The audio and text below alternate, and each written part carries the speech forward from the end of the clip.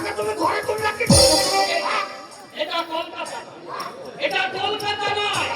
এখানে এই সমস্ত বেলাল্লা পাড়া একদম চলবে না। সব জায়গায় চলছে এবং চলবে।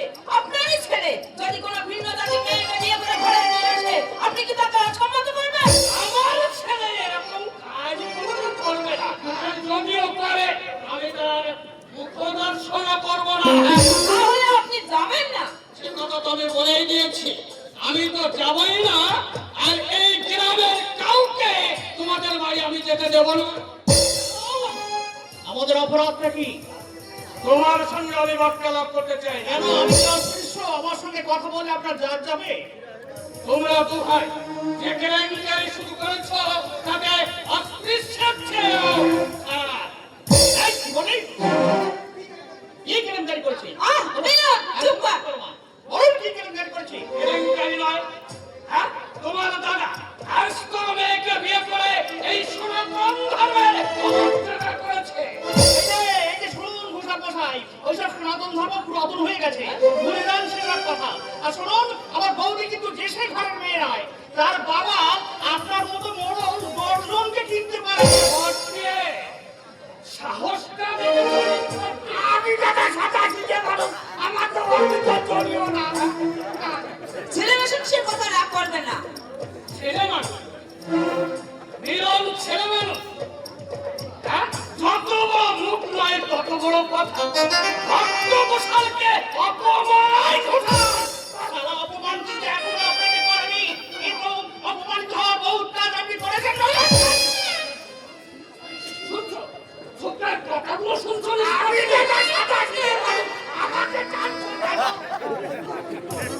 শোনো, তোমাকে স্পষ্ট কথা বলে দিচ্ছি ভাই দাদা, এই গায়ের কারোর সঙ্গে তোমাদের যখন সম্পর্কই থাকলো না, তখন আমার টাকাগুলো দেওয়ার ব্যবস্থা করো। সাবো ছেড়ে দিয়ে সারা মাথা ঘুরে টানাটানি করছেন, তাই না? হ্যান্ডমোটের মেয়াদ কিন্তু অনেকদিন আগে শেষ হয়ে গেছে। শুধু দয়া করে এই বাড়িতে আমি বাস করতে দিচ্ছি। কেন বোধ হয় তো জমির মেয়াদ 11 মাস পর্যন্ত শেষ হয়ে যাচ্ছে। জমির বাবদ অর্ধেক টাকা তো আমি আপনাকে দিয়ে দিয়েছি। বাকি টাকা যদি না দিতে পারি, তাহলে যে 11 বিঘা আপনি ভোগ করছেন, ওটা আপনি ভোগ করবেন। কিন্তু অর্ধেক টাকা করে দিই, জমির বাবদ এক পয়সাও তো আমি পাইনি। সরল বিশ্বাসে আমরা টাকা দিয়েছি, আর আপনি বলছেন 1 পয়সাও পাননি। ওই ছোট্ট চাকরি করে তা থেকে টানাটানি করে সংসার চালিয়ে মাসে মাসে আমি আপনাকে নিজে গিয়ে টাকা দিয়ে আসি, আর এখন বলছেন আপনি 1 পয়সাও পাননি। ওহে নিষ্পত্তি, আমি দাদা সাদা শিখে পারো, আমাকে কাঁদছো কেন? এই ঘোষা! আমি সাদা, টাকা স্বীকার করবে, আমি তোমাকে ছেড়ে দেবো না কিন্তু। সাদা মোড়লই করে আমি তোমাকে খুঁজছি না। কি করবে? কি করবে? হ্যাঁ? তুমি আবার কি করবে? করবে? হ্যাঁ? কি করবে? কি করবে? দেখিয়ে দেবো সাদা। আপনি যে কথা বলছেন সে কথা শুনে ওর মতো ছেলের মাথা ঠিক করা সম্ভব নয়। ও, আস্কারা দিচ্ছ? তুমি তোমার ছেলেকে আস্কারা দিচ্ছ? দাও, দাও। ভালো করে আরেকবার শুনে যাও। 11 মাসের মধ্যে যদি আমি টাকা ফেরত না পাই, তাহলে যে 11 বিঘে জমি ভোগ করছো, ওই জমির ধার আমি কেটে মশাই, সারা ধান কাটতে গেলে তোমার ওই কান দুটো আমি কেটে দেবো। যেখানে যাবে সেইখানে একটা গন্ডগোল বাঁধাবি। তোমার এই লম্বট মাতাল ছেলেকে বারণ করে দাও। ওই অবনী মুখর্জি মেয়ে মালার সঙ্গে যেন বেলাল্লা পালা করতে না পারে। এই সাদা কোথা? 100 বার করবো, 1000 বার করবো।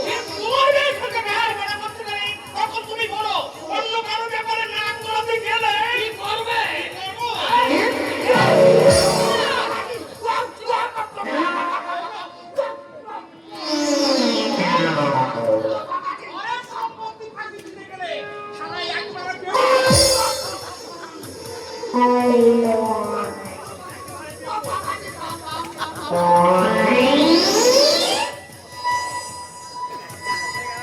অনিষ্পত্তি,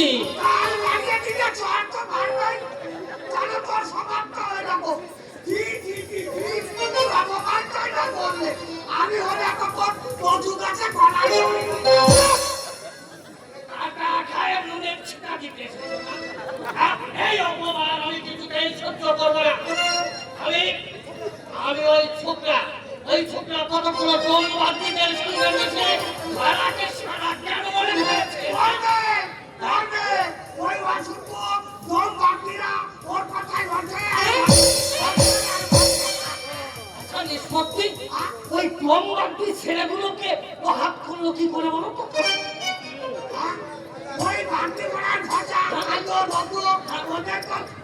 না দিন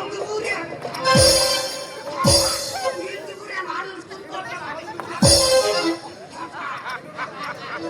মিলন ওদের আমাদের বিভাগে ঢুকে যায় সংসার করতে হয়। আমার সামনে দাঁড়িয়ে শত্রুর প্রশংসা করে। তাহলে চলো কোথায় চলো কোথায়? এক ঘন্টা সেটা দিয়ে দুজনে আর তোমার প্রশংসা করে চলো। চলো, আমি ওদের ফিটে ছাড়া করবো। আমি ওদের ফিটে ঘুঘু চালাবো। তবে আমার নাম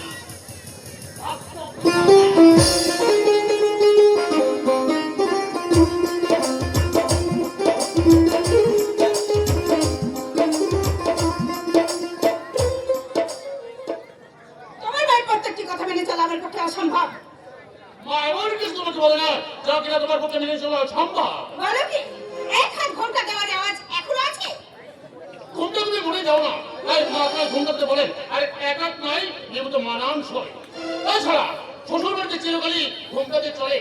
শোনাতে বলি বিয়ে আমাদের অনেক আগে হলেও তুমি এখানে নতুন এসেছো, সেই মায়ের মুখে মুখে তর্ক শুরু করে দিয়েছো। বড় দুঃখের কথা। তর্কের কথা বলেন বলে তর্ক করি? শোনাতে বলি বাবা মারা যাওয়ার পর বহু কষ্ট করে মা আমাদের দুবাইকে লেখাপড়া শিখিয়েছে, জমি বাধা দিয়ে আমার হোস্টেলের খরচ জুগিয়েছে। তোমার কোনো কথা আচরণে লাগে আঘাত পাই, সে আঘাত আমার তুমি দেওয়া হবে তোমার ভাইকে। আমার কোনো অসুবিধা আপত্তি ব্যক্ত করার অর্থ যদি আঘাতই হয় তাহলে সে আঘাত আমি দেবই। কারণ আমার রুচি আছে, নীতি আছে, স্বাধীন সত্তা বলে একটা জিনিস আছে। পরিবেশ অনুযায়ী নিজেকে মানিয়ে নেওয়া বুদ্ধিমতী কাজ। একটা দুটো বানিয়ে নেওয়া যায়। তুমি কি আমাকে বলেছিলে এখানকার মানুষ এখনো সেই মান ধারতা বলে নীতি আঁকড়ে পড়ে আছে? বলেছিলে এই সোনাডাঙ্গায় আমার স্বাধীন সত্তা বলে কিছু থাকবে না, এক হাত খোঁকড়া দিতে হবে। কারোর সঙ্গে কথা বলে নারী ধর্ম নষ্ট করে যাবে। বলেছিলে তোমাদের বাড়িতে ঠাকুর নেই, চাকর নেই, আমাকে জল তুলতে হবে, রান্না করতে হবে, আমাকে চাকরের কাজ পর্যন্ত করতে হবে। এটা জীবন না কয়েকখানা?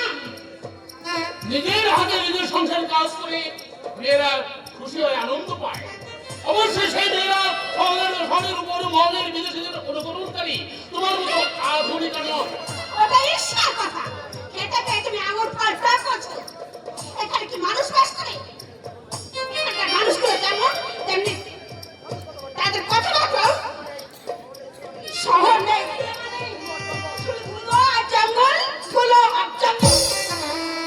তোমার বোঝা উচিত ছিল যে পল্লীগ্রাম আমার বাড়ি আর পল্লীগ্রাম যে শহর নয়, তা তুমি জানো।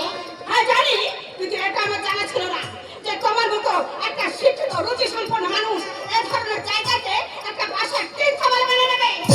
উফ, এই কদিনে আমি একেবারে হাঁপিয়ে উঠেছি। শোনো বলি, তুমি যে পরিবারে যেভাবে মানুষ হয়েছো তা তুমি এখানে আর পাবে না। আর তোমার সুখ সুবিধার জন্য ঠাকুর চাকর একে দেওয়ার মতো স্বভাব তোমার নেই। তোমার না যখন হোস্টেলে টাকা দিত তখন আমি ভেবেছিলাম তোমার বেশ পয়সা আছে। ভুল করেছে। আমি তোমাকে বলেছিলাম আমি মধ্যবিত্ত হয়েছি। হ্যাঁ বলেছিলে, তবু আমি ভেবেছিলাম আমার তোমার অন্যায় হয়েছিল দীপালি। আমার চাল চলন দিকে তোমার বোঝা উচিত ছিল যে আমি সাধারণ ঘরের ছেলে। হ্যাঁ বলেছিলে, তবু আমি ভেবেছিলাম তোমার মতো এত দিনহীন আমার জানা ছিল না। আমাকে বিয়ে করা তোমার মোটেই উচিত হয়নি। আমি তোমাকে বিয়ে করতে চাইনি দীপালি। তুমি দেখে বিয়ে কথা বলেছিলে, আমি শুধু তোমার ইচ্ছা পূরণে একটু সাহায্য করেছিলাম। কিন্তু আমি জানতাম না মানুষের চেয়ে অসুখ সঙ্গে বেশি ভালোবাসে। কি বললে তুমি? প্রত্যেকের মনকে জিজ্ঞাসা করে দেখো, তোমাকে বিয়ে করে মানুষের কাছে এত ছোট হতে হবে আমি স্বপ্নেও ভাবিনি। এখন তো বুঝতে পারছো তোমার যা খুশি তুমি